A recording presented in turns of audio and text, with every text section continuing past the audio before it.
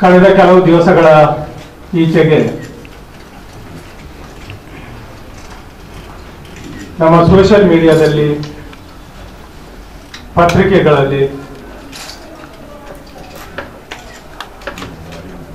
ಪ್ರತಿಪಕ್ಷಗಳ ಕುಮ್ಮಕ್ಕಿನಿಂದ ಕೆಲವು ಅಭ್ಯರ್ಥಿಗಳು ಮತ್ತು ಕೆಲವು ಪ್ರತಿಪಕ್ಷದ ಸದಸ್ಯರು ನನ್ನ ಮೇಲೆ ಕೆಲವು ಆಪಾದನೆಗಳನ್ನು ಮಾಡಿದ್ದಾರೆ. ಈ ಆಪಾದನೆಗಳನ್ನು ಹೊಸದೇನಲ್ಲ, ಪ್ರತಿ ಸಲ ಚುನಾವಣೆ ಬರುವಂತ ಸಮಯದಲ್ಲಿ ಮಾಡುವಂತ ಆಪಾದನೆ. ಕಳೆದ ಬಾರಿ ನಾನು ಮೊದಲಿಗೆ ಚುನಾವಣೆಗೆ ನಿಂತಾಗಲೂ ಕೂಡ ಹನುಮಂತ ಕಾಮತ್ರವರು ನನ್ನ ಮೇಲೆ ಇದೇ ರೀತಿಯ ಆಪಾದನೆಗಳು ಮಾಡಿದ್ರು. ತದನಂತರ ಇತ್ತೀಚೆಗೆ ಬಿಜೆಪಿಯವರು ಕೂಡ ಅದೇ ಆಪಾದನೆ ಮಾಡಲಿಕ್ಕೆ ಆರಂಭಿಸಿದರು. ಕುಡ್ಸೆಂ ಯೋಜನೆಯಲ್ಲಿ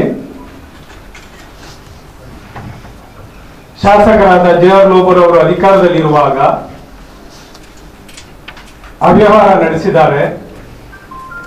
1,000 ಕೋಟಿ ರೂಪಾಯಿ 750 ಕೋಟಿ ರೂಪಾಯಿ ಯೋಜನೆಯಲ್ಲಿ ಕೋಟ್ಯಾಂತರ ರೂಪಾಯಿಯನ್ನು ಭ್ರಷ್ಟಾಚಾರ ಮಾಡಿದ್ದಾರೆ. ಈ ರೀತಿಯ ಆಪಾದನೆಗಳು ಇತ್ತೀಚೆಗೆ ಮಾಡಿದ್ದಾರೆ. ಒಂದು ಟಿವಿ ಮಾಧ್ಯಮದಲ್ಲಿ ಕೂಡ ಹಲವು ಸಾರಿ ಅದು ಬಿತ್ತರಿಸ್ತಿತ್ತು. ಇದರ ಹಿಂದೆ ಮೊದಲು ಮಹಾನಗರ ಪಾಲಿಕೆಯ ಅಧಿಕೃತ ಸಭೆಯಲ್ಲಿ ನಾನು ಇದರ ಬಗ್ಗೆ ಒಮ್ಮೆ ಸ್ಪಷ್ಟೀಕರಣವನ್ನು ಕೂಡ ಕೊಟ್ಟಿದ್ದೆ. ಯಾಕೆಂದ್ರೆ ಅದೊಂದು ಕಾನೂನು ಬದ್ಧವಾಗಿರುವಂತಹ ಒಂದು ಬಾಡಿ, ಅದಕ್ಕೆ ಸಂಬಂಧಪಟ್ಟಿರುವುದು. ಅಲ್ಲಿಯೇ ನಾನು ಸ್ಪಷ್ಟೀಕರಣ ಕೊಟ್ಟಿದ್ದೆ. ಆದ ನಂತರ ಬಿಜೆಪಿಯವರು ಸ್ವಲ್ಪ ಬಾಯಿ ಮುಚ್ಚಿದ್ರು.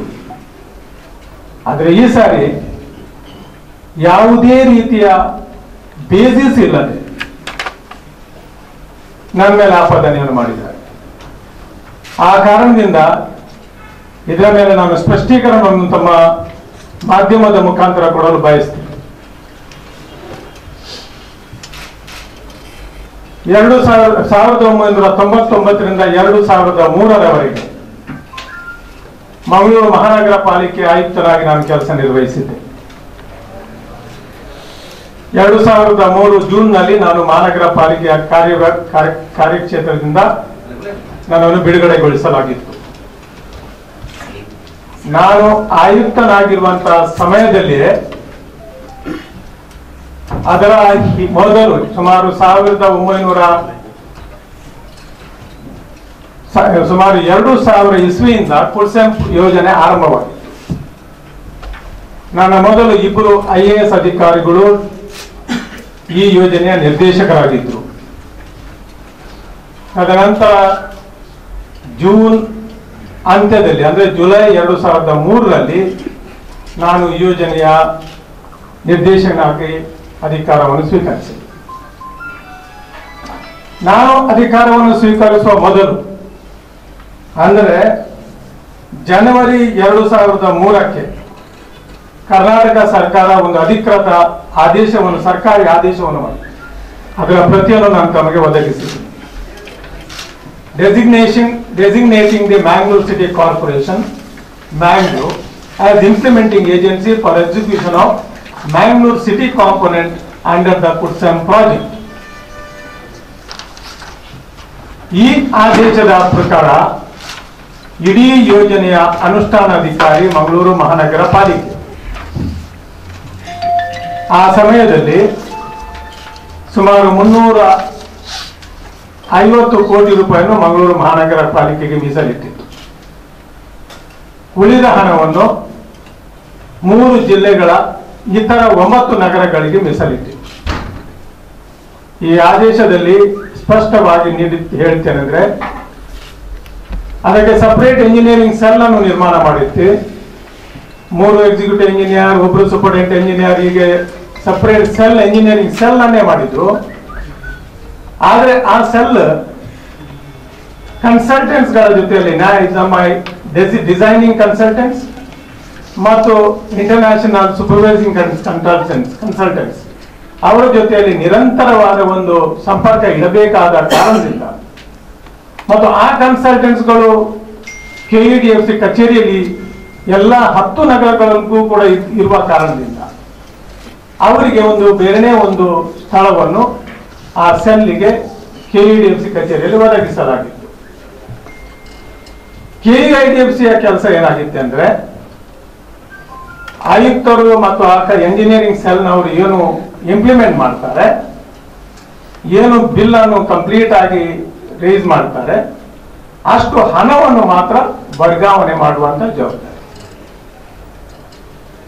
ಡಿಸೈನ್ ಕನ್ಸಲ್ಟೆಂಟ್ಸ್ಗಳು ಡಿಸೈನ್ ಮಾಡ್ತಾರೆ, ಸೂಪರ್ವಿಷನ್ ಕನ್ಸಲ್ಟ್ಗಳು ಸೂಪರ್ವೈಸ್ ಮಾಡ್ತಾರೆ, ಎಂಜಿನಿಯರಿಂಗ್ ಸೆಲ್ನವರು ಅನುಷ್ಠಾನ ಮಾಡ್ತಾರೆ, ಕಾರ್ಪೊರೇಷನ್ ಮತ್ತು ಮಹಾನಗರ ಪಾಲಿಕೆ ಆಯುಕ್ತರು ಅದಕ್ಕೆ ಒಪ್ಪಿಗೆಯನ್ನು ಕೊಡ್ತಾರೆ, ಅಡ್ಮಿನಿಸ್ಟ್ರೇಟಿವ್ ಸ್ಯಾಂಕ್ಷನ್ ಕೊಡ್ತಾರೆ, ಇಂಪ್ಲಿಮೆಂಟ್ ಆಗ್ತದೆ, ಟೆಂಡರ್ ಇತ್ಯಾದಿ ಪ್ರಾಸೆಸ್ಗಳನ್ನು ಮಾಡಿ ಆಯುಕ್ತರು ಅದಕ್ಕೆ ಅಪ್ರೂವಲ್ ಕೊಡ್ತಾರೆ, ಇಂಪ್ಲಿಮೆಂಟ್ ಆಗ್ತದೆ. ಅದರ ನಂತರ ಎಕ್ಸಿಕ್ಯೂಟ್ ಆದ ನಂತರ ಅದನ್ನು ಖಾಲಿ ಇಂಪ್ಲಿಮೆಂಟ್ ಮಾಡುವ, ಅದಕ್ಕೆ ಹಣ ವರ್ಗಾವಣೆ ಮಾಡುವಂತ ಮಾತ್ರ ಜವಾಬ್ದಾರಿ. ಮತ್ತು ಇಷ್ಟಕ್ಕೆ ನಾನು ಸೀಮಿತನಾಗಿದೆ. ಆದರೆ ನನ್ನ ಒಂದು ಅಭಿವೃದ್ಧಿಯ ಒಂದು ನಮ್ಮ ನಗರ ಎಂಬ ಒಂದು ಅಭಿವೃದ್ಧಿಯ ದೃಷ್ಟಿಯಿಂದ ನಾನು ಹೆಚ್ಚಿನ ಒಂದು ಇಂಪ್ಲಿಮೆಂಟೇಷನ್ಗೂ ಕೂಡ ಅದರಲ್ಲಿ ರಿವ್ಯೂ ಮಾಡುವಂತ, ಪ್ರಗತಿಯನ್ನು ರಿವ್ಯೂ ಮಾಡುವಂತ ಒಂದು ಕಾರ್ಯವನ್ನು ಆಗಿಂದಾಗಿ ನಾನು ಮಾಡಿ. ಯಾಕಂದ್ರೆ ಆ ಅಧಿಕಾರ ನನಗೆ ಎಲ್ಲ ನಗರಗಳಿಗೂ ಇತ್ತು. 2001ನೇ ಇಸ್ವಿಯಲ್ಲಿ ಇದು 2003ರಲ್ಲಿ ಜನವರಿ 1 ತಿಂಗಳಲ್ಲಿ ಇದು ಆದೇಶ ಆಗಿದೆ, ಇಂಪ್ಲಿಮೆಂಟೇಷನ್ ಆಗಿದೆ. ನಾನು ಜುಲೈ 2003ರಲ್ಲಿ ಅಧಿಕಾರ ಸ್ವೀಕಾರ ಮಾಡಿದ್ದೀನಿ, ಅದನ್ನೇ ನಾನು ಮುಂದುವರಿಸಿದ್ದೀನಿ. ಅದರ ನಂತರ ಡಿಸೆಂಬರ್ 31, 2009ಕ್ಕೆ ನಾನು ಅಲ್ಲಿಂದ ವರ್ಗವಾಗಿದ್ದೀನಿ. ಈ ಅವಧಿಯಲ್ಲಿ ನಮ್ಮ ಹೆಚ್ಚಿನ ಕುಡಿಯುವ ನೀರಿನ ಕಾಮಗಾರಿಗಳು, ಇತರ 9 ನಗರದ ಕಾಮಗಾರಿಗಳು ಇತ್ಯಾದಿಗಳು ಸಂಪೂರ್ಣವಾಗಿತ್ತು. ಆದರೆ ಮಂಗಳೂರು ಮಹಾನಗರ ಪಾಲಿಕೆಯಲ್ಲಿ ಅಂಡರ್ಗ್ರೌಂಡ್ ಡ್ರೈನೇಜ್ ಕೆಲಸಗಳು ಬಾಕಿ ಇತ್ತು. ಆದರೆ 2009ರಲ್ಲಿ ನನಗೆ ಅಲ್ಲಿಂದ ವರ್ಗಾವಣೆ ಆಯಿತು. ನನ್ನ ಅವಧಿಯಲ್ಲಿ 9 ನಗರಗಳಲ್ಲಿ ಮತ್ತು ನಾನು ಇಲ್ಲಿ ಇರುವಾಗ ಸಮಯದಲ್ಲಿ ಮಂಗಳೂರು ಮಹಾನಗರ ಪಾಲಿಕೆ ವತಿಯಿಂದಲೂ ಕೂಡ ಆಗಿರುವ ಎಲ್ಲಾ ಕಾಮಗಾರಿಗಳು ಭಾರತ ಸರ್ಕಾರ ಹಾಗೂ ಎಡಿಬಿ ಇದೊಂದು ಉತ್ತಮ ಎಡಿಬಿ ಯೋಜನೆ ಅಂತ ಪ್ರಶಂಸೆಯನ್ನು ಕೂಡ ನೀಡಿದೆ. ಇವತ್ತಿಗೆ ಮಂಗಳೂರಿನಲ್ಲಿ ನೀರಿನ ಸಮಸ್ಯೆ ಇಲ್ಲದಿದ್ರೆ ಇದಕ್ಕೆ ಮುಖ್ಯ ಮೂಲತಃ ಕಾರಣ ಎಡಿಬಿಯ ಯೋಜನೆ, ಎಡಿಷನಲ್ ವಾಟರ್ ಸಪ್ಲೈ ಎಲ್ಲವೂ ಆಗಿದೆ. ಆದರೆ ಅಂದಿನ ಒಂದು ರಾಜಕೀಯ ತೀರ್ಮಾನಗಳ ಪ್ರಕಾರ, ರಾಜಕೀಯ ಮುಖಂಡರು ಮಾಡಿರುವ ತೀರ್ಮಾನದ ಪ್ರಕಾರ ನಮ್ಮ ಹಳೆ ನಗರದಲ್ಲಿ ಯುಜಿಡಿಯನ್ನು ಮಾಡುವುದು ಬೇಕಾಗಿ, ಯಾಕಂದ್ರೆ ಹಳೆ ನಗರದಲ್ಲಿ 1960ರಲ್ಲಿ ಯುಜಿಡಿ ಇದೆ, ಅದು ಸದ್ಯಕ್ಕೆ ಸಾಕು, ಪುನಃ ನಾವು ಅಲ್ಲಿ ಮಾಡುವುದಕ್ಕಿಂತ ವಿಸ್ತೃತ ಭಾಗದ ಮಂಗಳೂರು ಮಹಾನಗರ ಪಾಲಿಕೆಯಲ್ಲಿ ಯುಜಿಡಿ ಮಾಡೋಣ ಎಂಬ ಒಂದು ತೀರ್ಮಾನವನ್ನು ಮಾಡಿದ್ದ ಜೊತೆಯಲ್ಲಿ ಮೂಲತಃವಾಗಿ ಕೇವಲ 35 ಕೋಟಿ ರೂಪಾಯಿಯನ್ನು ಯುಜಿಡಿಗೆ ಸೀಮಿತವಿಟ್ಟಿರುವುದನ್ನು ಜಾಸ್ತಿ ಮಾಡಿ ನೀರಿನ ವಾಟರ್ ಸಪ್ಲೈಗೆ ಸುಮಾರು 200 ಕೋಟಿ ಅಷ್ಟಿತ್ತು, ಅದನ್ನು ಕಡಿಮೆ ಮಾಡಿ ಅದರ ಬದಲಿಗೆ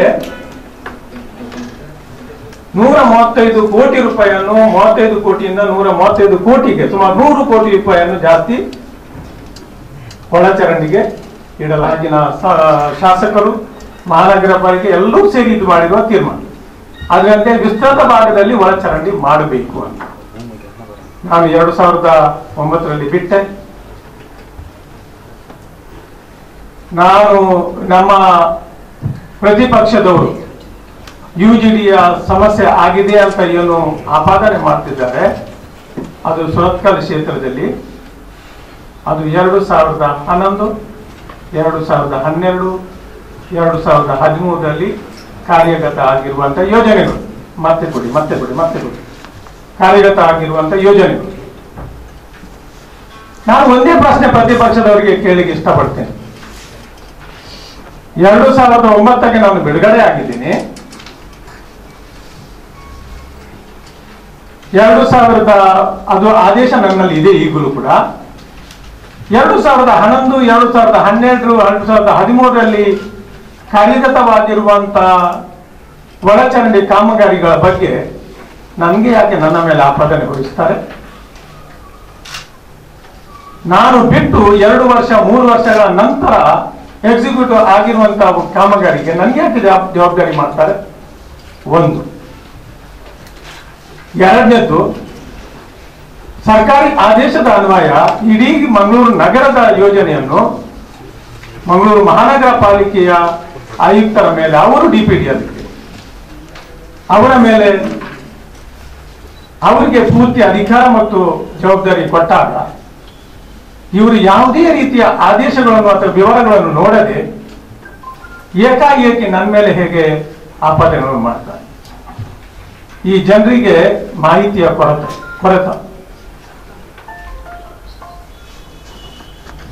ಈ ಮಾಹಿತಿಯ ಕೊರತೆಯಿಂದ ಬಾಯಿಗೆ ಬಂದ ಹಾಗೆ ಬಡಬಡಿಸ್ತಾ ಇದ್ದಾರೆ. ಸುನೀಲ್ ಕುಮಾರ್ ಅಭ್ಯರ್ಥಿ, ಹನುಮಂತ ಕಾಮತ್ ಬಿಜೆಪಿಯ ಪಕ್ಷದ ಸೋಕಾಲ್ಡ್ ದುರಿನ, ಇವರಿಗೆ ಯಾವುದು ಇಂಥ ಮಾಹಿತಿ ನೋಡದೆ ಈ ರೀತಿಯ ಆಪಾದನೆಗಳನ್ನು ಮಾಡುವುದು ಇದು ನಿಯಮ ಬಾಹಿರ, ಕಾನೂನು ಬಾಹಿರ ಮತ್ತು ಚುನಾವಣೆಯ ಸಮಯದಲ್ಲಿ ಮಾಡುವುದು ಚುನಾವಣೆಯ ನೀತಿ ಸಮಿತಿಯನ್ನು ಕೂಡ ಉಲ್ಲಂಘನೆ ಮಾಡಿರುವುದಾಗಿದೆ. ಈ ಮಾಧ್ಯಮ ವಾಹಿನಿಯಲ್ಲಿ BTVಯಲ್ಲಿ ಈ ಕುರಿತು ಅವರು ಬಿತ್ತರಿಸಿದರು. ನಾನು ನ್ಯಾಯಾಲಯದ ಮೆಟ್ಟಲನ್ನು ಏರಿದ್ದೇನೆ. ಈಗಾಗಲೇ ನ್ಯಾಯಾಲಯ ಇದಕ್ಕೆ ತಡೆಯಾಜ್ಞೆಯನ್ನು ಕೂಡ ಕೊಟ್ಟಿದೆ. ನಾನು ಈ ವ್ಯಕ್ತಿಗಳ ಮೇಲೆ ಮುಂದೆ ನೇರವಾಗಿ ಕೇಳ್ತಾ ಇದ್ದೇನೆ. ನಾನು ಕುಡ್ಸೆಂಪ್ನ ಯೋಜನಾ ನಿರ್ದೇಶಕನಾಗಿರುವಂತಹ ಸಮಯದಲ್ಲಿ ಸುಮಾರು 400 ಎಂಜಿನಿಯರ್ಸ್ಗಳು ನನ್ನ ಕೈ ಕೆಳಗೆ ಕೆಲಸ ನಿರ್ವಹಿಸುತ್ತಿದ್ರು. ಸುಮಾರು 75-80 ಗುತ್ತಿಗೆದಾರರು ನನ್ನ ಕೈ ಕೆಳಗೆ ಕೆಲಸ ನಿರ್ವಹಿಸುತ್ತಿದ್ರು. ಹಲವಾರು ಮಂದಿ ನಮ್ಮ ಇಂಟರ್ನಲ್, ನಮ್ಮ ದೇಶದ ಮತ್ತು ಇಂಟರ್ನ್ಯಾಷನಲ್ ಕನ್ಸಲ್ಟೆಂಟ್ಸ್ ನಮ್ಮ ಕಚೇರಿಯಲ್ಲಿ ಕೆಲಸ ನಿರ್ವಹಿಸುತ್ತಿದ್ರು. ಯಾರಾದ್ರೂ ಒಬ್ಬರು ಇವರ ಪೈಕಿ ಹೇಳಿ ನಾನು ಭ್ರಷ್ಟ ಅಂತ? ಯಾರಾದ್ರೂ ಒಬ್ಬರು ನನ್ನ ಮೇಲೆ ಆಪಾದನೆ ಮಾಡಲಿ, ನನ್ನ ಕೈ ಕೆಳಗೆ ಕೆಲಸ ಮಾಡೋ ಯಾರಾದ್ರೂ ಒಬ್ಬರು ನನಗೆ ಹೇಳಿ, ನಾನು ಇವ್ ಚಾಲೆಂಜ್ ಕೊಡ್ತೀನಿ, ನಾನು ಭ್ರಷ್ಟ ಅಂತ ನಾನು ಯಾವ ಶಿಕ್ಷೆಗೂ ಬಿಡಿ. ಬಾಯಿಗೆ ಬಂದಾಗ ಇವರು ಬಡಬಡಿಸಿ, ಯಾವುದೇ ದಾಖಲೆಗಳು ಇಲ್ಲದೆ ಬಾಯಿಗೆ ಬಂದಾಗ ಬಡಬಡಿಸಿದರೆ ಅದು ಸುಳ್ಳಿದ್ದದು ಸತ್ಯ ಆಗ್ಲಿಕ್ಕೆ ಸಾಧ್ಯನೇ ಇಲ್ಲ. ನನ್ನ ಕೈಯಲ್ಲಿ ಇದೆ ದಾಖಲೆಗಳು. ಇವರ ಎಲ್ಲರ ಮೇಲೆ ನಾವು ಕ್ರಿಮಿನಲ್ ಕೇಸ್ಗಳನ್ನು ದಾಖಲೆ ಮಾಡಿಯೇ ಮಾಡ್ತೀವಿ. ಆರಂಭದಲ್ಲಿ ಕ್ಷುಲ್ಲಕ ವಿಚಾರಗಳು ಅಂತ ನಾನು ಸುಮ್ಮನಾಗಿಬಿಟ್ಟೆ. ಚುನಾವಣೆಯ ಒಂದೇ ಒಂದು ಕಾರಣಕ್ಕೋಸ್ಕರ ಬಾಯಿಗೆ ಬಂದ ಹಾಗೆ ಇವರು ಸೋಷಿಯಲ್ ಮೀಡಿಯಾದಲ್ಲಿ ಇದನ್ನು ಅದೇ ಒಂದು BTVಯ ತುಣುಕುಗಳನ್ನು ಹಾಕಿ ಪ್ರಚಾರ ಮಾಡಲಿಕ್ಕೆ ನೋಡುವುದು, ಅಪಪ್ರಚಾರ ಮಾಡಲಿಕ್ಕೆ ನೋಡುವುದು ಇವರಿಗೆ ಯಾವುದೇ ರೀತಿಯ ಶೋಭೆ ಆಗ್ತಾ ಇರುವುದಿಲ್ಲ. ನಾನು ಪ್ರತಿಪಕ್ಷಕ್ಕೂ ಕೂಡ ಹೇಳಿಕೆ ಇಷ್ಟಪಡ್ತೀನಿ, ಈ ರೀತಿಯ ಒಂದು ಅಪಪ್ರಚಾರವನ್ನು ಮಾಡುವ ಬದಲಿಗೆ ನಾವು ಇಶ್ಯೂಸ್ಗಳ ಮೇಲೆ ಚರ್ಚೆ ಮಾಡೋಣ, ಏನು ಮಾಡ್ತೀವಿ ಎಂಬುದನ್ನು ಹೇಳೋಣ. ಆಧಾರ ರಹಿತ ವಿಚಾರಗಳನ್ನು ಇಟ್ಟು ಇನ್ನೊಬ್ಬರ ಮಾನ ತೆಗೆಯಲಿಕ್ಕೆ ಪ್ರಯತ್ನ ಮಾಡುವುದರಿಂದ ಇವರಿಗೆ ಯಾವ ಶೋಭೆ ಕೂಡ ಬರುವುದಿಲ್ಲ ಅಂತ ನಾನು ಹೇಳಲಿಕ್ಕೆ ಇಷ್ಟಪಡ್ತೀನಿ. ನನಗೂ ಇದೆ ಪ್ರತಿಪಕ್ಷಗಳ ಮೇಲೆ ಹೇಳುವುದಾದ್ರೆ ನನಗೂ ಇದೆ ಬೇಕಾದ್ರು, ನಾನು ಅದಕ್ಕೆ ಇಳಿಲಿಲ್ಲ. ಇದು ನನ್ನನ್ನು ಮಾನಸಿಕವಾಗಿ ಕೊಲೆ ಮಾಡಲಿಕ್ಕೆ ಪ್ರಯತ್ನ ಮಾಡುವಂತ ಹುನ್ನಾರ. ಈ ರೀತಿಯಲ್ಲಿ ಕೊಲೆ ಮಾಡಿ ಅಭ್ಯಾಸ ಇರುವಂತಹ ವ್ಯಕ್ತಿಗಳು ಮಾನಸಿಕವಾಗಿ ಕೊಲೆ ಮಾಡುವುದು ನನ್ನನ್ನು.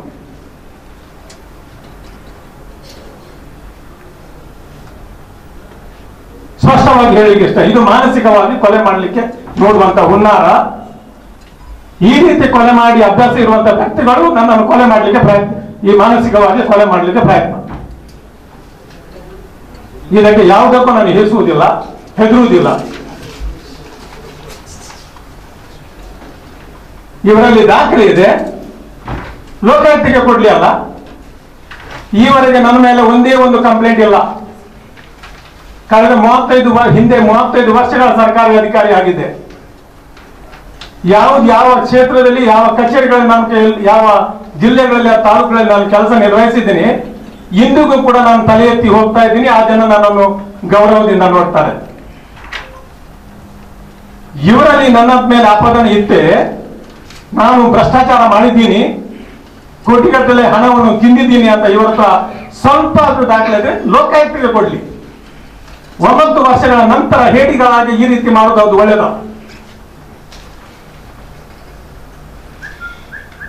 ಸರ್ಕಾರಕ್ಕೆ ಕಂಪ್ಲೇಂಟ್ ಕೊಡ್ಲಿ.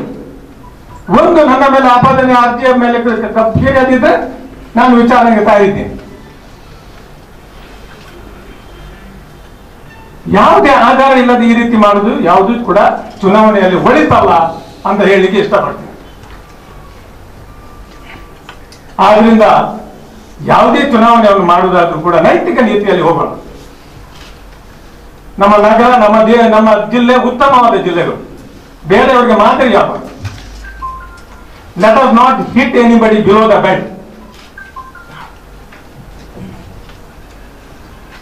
ಮಾಧ್ಯಮ ಮಿತ್ರರೇ, ತಮ್ಮ ಮುಖಾಂತರ ನಾನು ಅವರಿಗೆ ಮಾತ್ರವಲ್ಲ ಬೇರೆಯವ್ರಿಗೂ ಇದೇ ಸಂದೇಶವನ್ನು ಕೊಡ್ಲಿಕ್ಕೆ ಇಷ್ಟಪಡ್ತೀನಿ. ಆತ್ಮಧೈರ್ಯ ಇದೆ, ನನಗೆ ಆತ್ಮವಿಶ್ವಾಸ ಇದೆ, ನನ್ನ ಕೈ ಶುದ್ಧ ಇದೆ, ನನ್ನ ಆತ್ಮ ಕೂಡ ಶುದ್ಧ ಇದೆ. ಅಷ್ಟು ಹೇಳಲಿಕ್ಕೆ ಧೈರ್ಯ ಇದೆ ನನಗೆ. ಆದ್ರಿಂದ ಮಾಧ್ಯಮಗಳು ಕೂಡ ನನ್ನ ವಿನಂತಿ, ಮಾಧ್ಯಮಗಳಿಗೂ ಕೂಡ ಒಬ್ಬರಿಗೆ ಗಲ್ಲು ಶಿಕ್ಷೆ ಕೊಡುವುದಾದ್ರೂ ಕೂಡ ನಾವು ನ್ಯಾಚುರಲ್ ಜಸ್ಟಿಸ್ ಫಾಲೋ ಮಾಡ್ತೀವಿ, ಟ್ರಯಲ್ ನಾವು ಫಾಲೋ ಮಾಡ್ತೀವಿ. ಆದ್ರೆ ಕೆಲವು ಸಾರಿ ಮಾಧ್ಯಮಗಳು ಈ ರೀತಿಯ ಗಲ್ಲು ಶಿಕ್ಷೆಯನ್ನು ಕೊಡಲಿಕ್ಕೆ ಯಾವುದೇ ರೀತಿಯ ಆಪರ್ಚುನಿಟೀಸ್ ಅನ್ನು ಅದರ್ ಸೈಡ್ಗೆ ಕೊಡದಿರುವುದು ಶೋಚನೀಯ. ಜರ್ನಲಿಸಂನಲ್ಲಿ ಅದು ಚಂದದ ಸರಿಯಲ್ಲ. BTV ಅವರು ಆಗಲಿ ಯಾವುದೇ ಮಾಧ್ಯಮದವರು ಆ ರೀತಿ ಪ್ರಕಟಣೆ ಕೊಡುವ ಮೊದಲು ಒಂದು ಮಾತು ನನ್ನ ಹತ್ರ ಅವರು ಕೇಳ್ಬೋದಿತ್ತಲ್ಲ, ನಿಮ್ಮ ಮೇಲೆ ಈ ರೀತಿ ಅವರು ಆಪಾದನೆ ಮಾಡ್ತಾರೆ, ನಿಮ್ಮ ಒಂದು ನಿಲುವು ಏನು ಅಂತ. ನಾನು ದಾಖಲೆಗಳನ್ನು ಕೊಟ್ಟು ಸ್ಪಷ್ಟೀಕರಣ ಕೊಡ್ತಿದ್ದೆ. ಮಾಧ್ಯಮಗಳು ಸೆಂಟೆನ್ಸ್ ಅನ್ನು ಕೊಡ್ಲಿಕ್ಕೆ ಆಗೋದಿಲ್ಲ.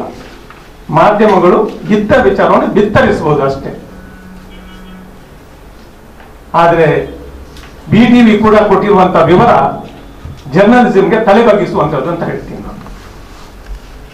ಆದ್ರಿಂದ ಈ ವಿಚಾರದಲ್ಲಿ ನಾನು ಮಾಧ್ಯಮ ಮಿತ್ರರಿಗೆ ಕೇಳುವುದಿಷ್ಟೇ, ನಮ್ಮ ಪ್ರತಿಪಕ್ಷದವರು ಅಥವಾ ಪ್ರತಿಪಕ್ಷದಿಂದ ಕುಮ್ಮಕ್ಕು ಪಡೆದ ಇತರ ಯಾರೇ ವ್ಯಕ್ತಿ ಕುಡ್ಸೆಟ್ ಯೋಜನೆ ಮೇಲೆ ನನ್ನ ಮೇಲೆ ಯಾವುದೇ ಆಪಾದನೆ ಮಾಡಿದ್ದು ಅದು ತಪ್ಪು, ಬೇಜವಾಬ್ದಾರಿತನದ್ದು, ಯಾವುದೇ ಸತ್ಯ ಇಲ್ಲದ್ದು ಮತ್ತು ಪೂರ್ಣವಾಗಿ ಕ್ಷುಲ್ಲಕವಾದ ಆಪಾದನೆಗಳನ್ನು ಹೇಳಲಿಕ್ಕೆ ನಾನು ಇಷ್ಟಪಡ್ತೀನಿ. ಧನ್ಯವಾದ. ಮಾನಸಿಕವಾಗಿ ಕಗ್ಗೊಲೆ ಇದು ಕಗ್ಗೊಲೆ, ಮಾನಸಿಕವಾಗಿ ಇದು ಕಗ್ಗೊಲೆ. ಇಂಥ ಕಗ್ಗೊಲೆಯನ್ನು ಮಾಡುವಂತ ಮಾನಸಿಕ ಇದೊಂದು this is mental murder, intelligence ಇದು this is the murder, this also for me it is a murder, ಚಿತ್ರಹಿಂಸೆ ಇದು. ಈ ರೀತಿಯ ಮಾನಸಿಕ ಕಗ್ಗೊಲೆ ಮಾಡುವಂತಹ ವ್ಯಕ್ತಿಗಳಿಂದ ಮಾಡುದು ಇಲ್ಲ. ನೀವು ಹೇಳಿದ್ದು ಕೊಲೆ ಮಾಡಿ ಅಭ್ಯಾಸ ಇರುವ